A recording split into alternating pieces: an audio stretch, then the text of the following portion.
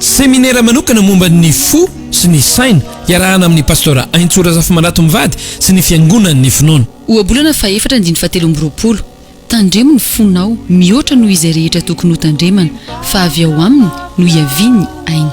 Romana 12:2 ary aza manaraka ny fanaon'izao tontolo izao fa miova amin'ny fanavaozana ny saina. Izandrina no anasanantsika kristiana rehetra tsaikanavaka andray fampianarana manokana momba ny fo sy ny saina. Ny 7, ny 14, ny 1:20, ny 20 ny volana martsa ho avy izao. Fidirana roa ny maraina amin'ny 7 ora sasany, amin'ny 10 ora ary ny hariva kosa amin'ny 2 ora sasany. Ny toerana Roxy Antaninarenina. Manantena iaona aminao.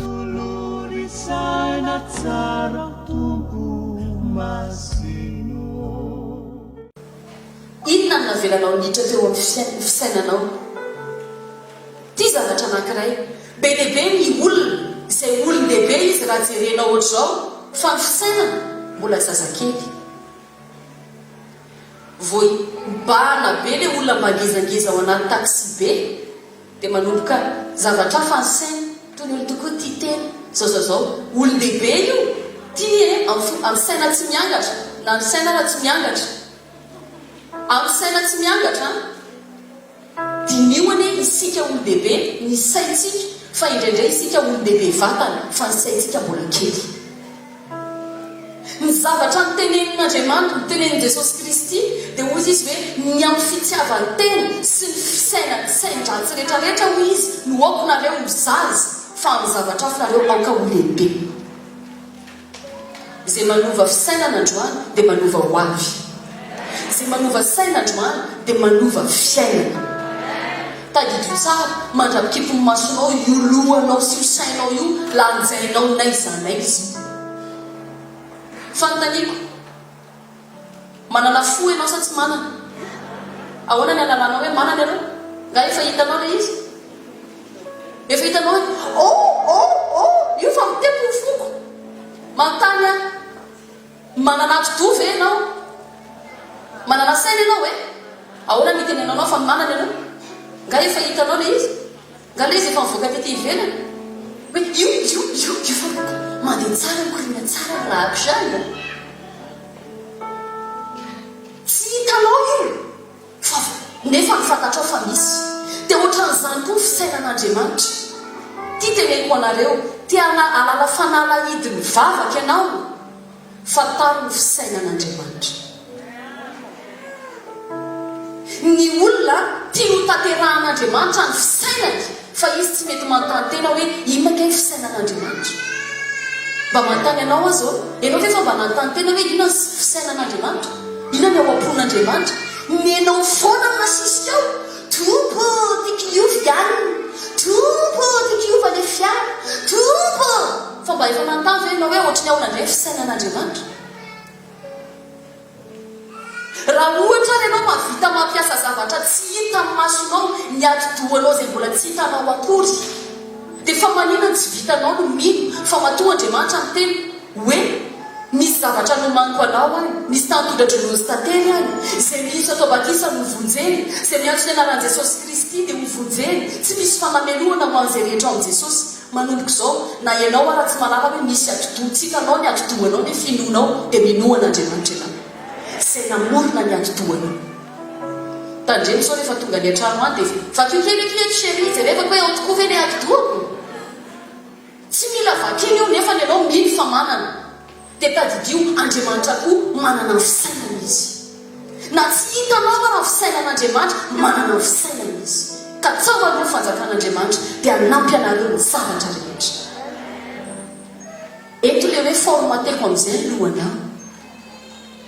Mety ozy ianao ina nidina zany amin'ny saina sy ny fo, za miteny ianao misy dirany miantony rehefa manavao an'ity saina ity ianao dia manavao an'ny fiainanao. Manonona amin'ny anaran'i Jesosy fa hisokatra ny sainao androany, ary ny fisokafan'ny sainao dia tsy amin'ny fisain-dratsy fa amin'ny fisainan'Andriamanitra rehetra.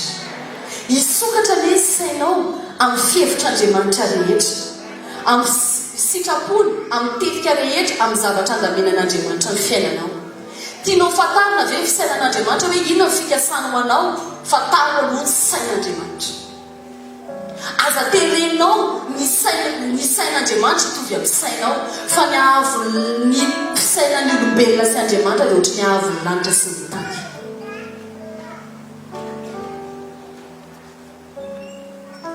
izay miady ho an'ny fisainan'andriamanitra dia hiady ho anao koa andriamanitra mba ho anao. ataovy aloha izay an'andriamanitra, avao zovahoitsiny aloha sainao ho an'andriamanitra. tia zavatra ray amanana ko azy dia zao, misy zavatra izay ekeny saitsika fa tsy ekeny fotsika. maro sady iso ifonako andray ohatra tiako iny efa hita fa tsy hoanao le olona fa tianao ihany. ny foko zany a manaiky any fa ny saiko tsy fanaiky mihitsy. tina iny le isy impiry anao teo amin'ny fiainanao mifanohatra ireo zavatra anankiroa reo efa hoe ifonana vadin'olona iny ka ny saiko any manaiky an'izany fa ny foko tena mitiako anazy. dia ny tenin'andriamanitra ny Paoly apôstôly hoe miova mihitsiny dia ataovy zavatra tsara, fitiavana, famolonam-po, famolonam-tena. teny karazana zavatra be dia be izy hoe inavy no solon'ny zavatra izay tokony hiditra ao anatin'ny saintsika. Lioka toko fahasinandiny fahenina amby efapolo. teny iny daholo miova reto avy ny avy ireny soloihany reto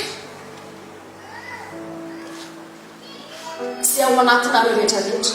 tadidio tsara ty tsy misy an'izany hoe ekeny saiko fa tsy ekeny foko avy elao iny rehefa tsy anao dia tsy anao. dia zao tadidio zay olona mizingizina amin'izay zavatra izay dia taraikeo ianao ny olona lasa lavitra be ianao mbola nitsoka teo amin'iny. tadidio ty ny olona zay tsy mamela heloka ifonako ary tsy zany no nanomorona ty fa tao anaty baiboly. ny olona zay tsy mamela heloka ao anatin'ny fony dia bloke eo amin'ny toerany fony ianao. tadidio tsara nasinao a fatotra mihitsy ny fonao sy ny sainao dia lasa tsy afaka mahita mihoatra n'olona tsy famela keloka ianao.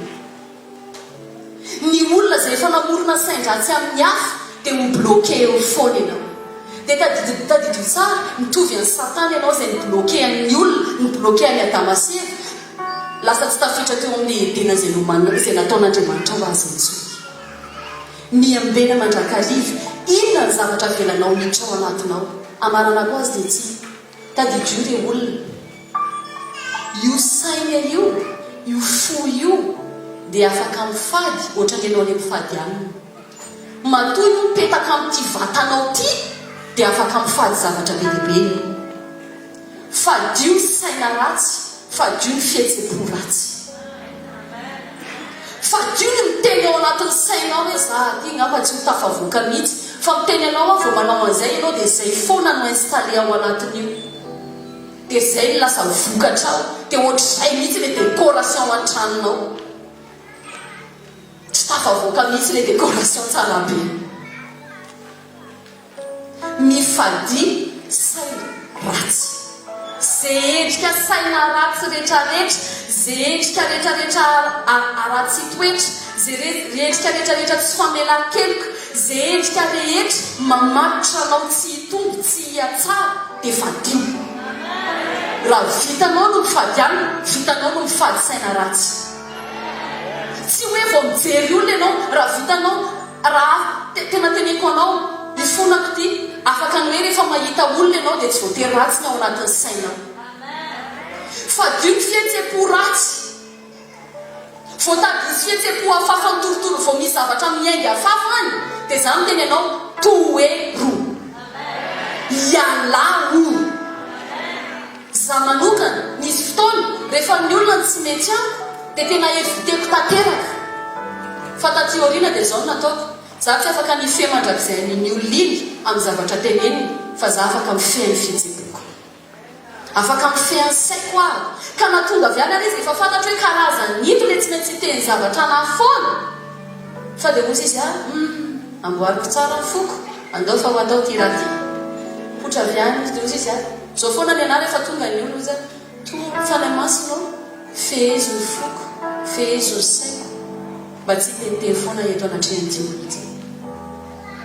samaritra ka namandratra raha zavatra teneniny tsy mampiotsana ny fonao zany. teneny eo akaikinao zay manova fisainana manova ho avy, zay manova ny saina dia manova fiainana.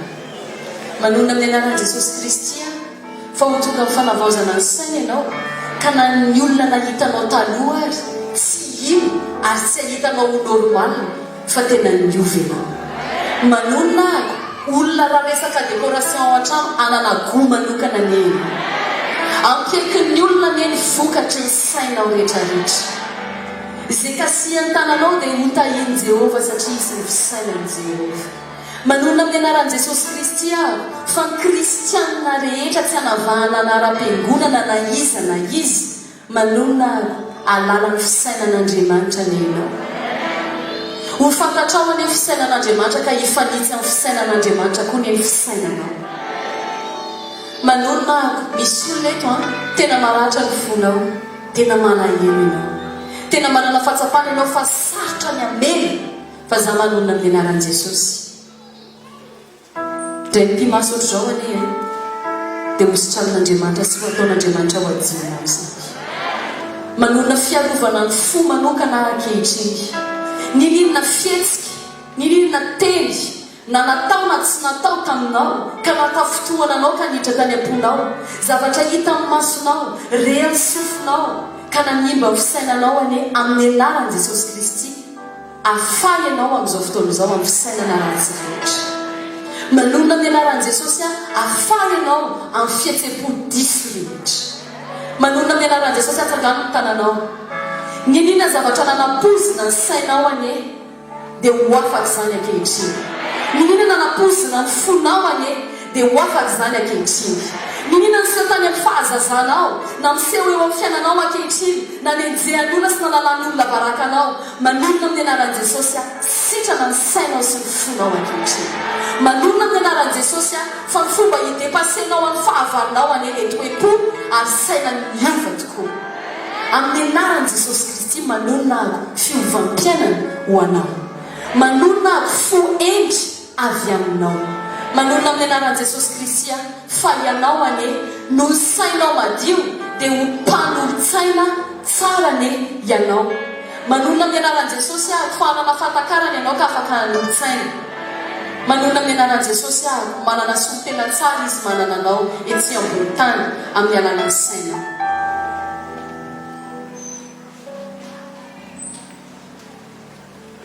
dia hoy ny tenin'Andriamanitra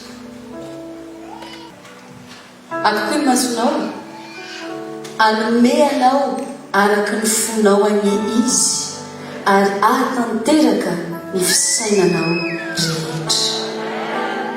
Salamo 1:4 anome anao araka ny fonao any izy ary ahatanteraka ny fisainanao rehetra. manona amin'ny anaran'i Jesosy Kristy saina tsara, saina tsy mitovy ny idiranao teo ny voanao androany, fotsy mitovy ny idiranao teo ny voanao androany. ny vesatra ny anatin'ny fo rehetra manona amin'ny anaran'i Jesosy fa afaka izany ankehitriny, na amin'iza na amin'izy, na amina situation na toe-javatra iny na na toe-javatra iny. raha misy olona eto nisy zavatra very, nisy zavatra tsy azonao na vesatra tao am-ponao zany, manona amin'ny anaran'i Jesosy maivany ianao mivoaketo. ary manona amin'ny anaran'i Jesosy Kristy ahatanteraka ny fisainanao rehetra le izy satria milahatra amin'ny fisainan'Andriamanitra, mahatakatra amin'ny fisainan'Andriamanitra ianao amin'ny anaran'i Jesosy Kristy. amen. seminera manokana momba ny fo sy ny saina iarahana amin'ny pastora Aintsora Zafimalato Mivady sy ny fiangonan'ny finoana. ohabolana fa 4:17 tandremo ny fonao mihoatra noho izay rehetra tokony ho tandremana fa avy ao aminy no iaviany aina. Romana 12:2 ary aza manaraka ny fanao an'izao tontolo izao fa miova amin'ny fanavaozana ny saina. Izandrina no anasanantsika kristiana rehetra tsy akanavaka andray fampianarana manokana momba ny fo sy ny saina. Ny 7, ny 14, ny 1:20, ny 20 ny volana martsa ho avy izao, fidirana 2 ny maraina amin'ny 7 ora sasany, amin'ny 10 ora ary ny hariva kosa amin'ny 2 ora sasany. Ny toerana Roxy Antaninarenina. Manantena iaona aminao.